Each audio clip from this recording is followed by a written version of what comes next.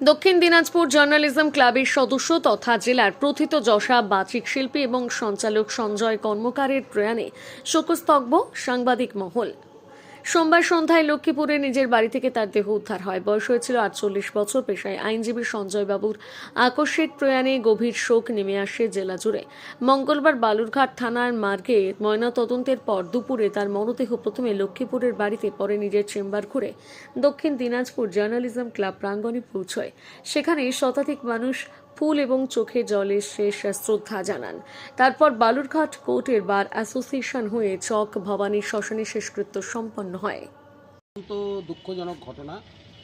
সঞ্জয় এমন একজন ছেলে যে আপামর বালুরঘাটবাসীর অন্তরের ভাই হিসাবেই পরিচিত এবং সদা তার মুখে হাস্যময় একজন ব্যক্তি সে।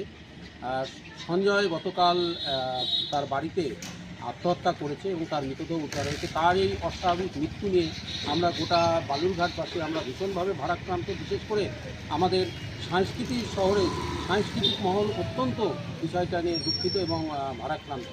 আমাদের একটাই দাবি যে সঞ্জয়ের এই মৃত্যুর পেছনে যে কারণেই থাকুক না কেন তার সঠিক তদন্ত হোক, কারণ এই ধরনের মৃত্যু আমরা কখনো চাই না। এই ধরনের আমাদের সমাজ তথা আমাদের দেশে যে সঞ্জয়রা রয়েছে তারা এইভাবে নিজেদেরকে সরিয়ে নেবে, এটা কখনোই কাম্য নয়। আমরা চাই এই মৃত্যুর কারণটা নিয়ে, তার এই যে আত্মহত্যা, এই আত্মহত্যার কারণটা কি, কেনই বা বাধ্য হলো সে নিজেকে এই পৃথিবীর থেকে সরিয়ে নেওয়ার জন্য, এটা সঠিক তদন্ত হোক। শুনেছি তার পরিবারের তরফ থেকে, সঞ্জয়ের পরিবারের তরফ থেকে বালুরঘাট থানায় লিখিত অভিযোগ দায়ের হয়েছে এবং সেখানে সরাসরি অভিযোগ করা হয়েছে যে তাকে আত্মহত্যার জন্য প্ররোচনা দিয়েছে।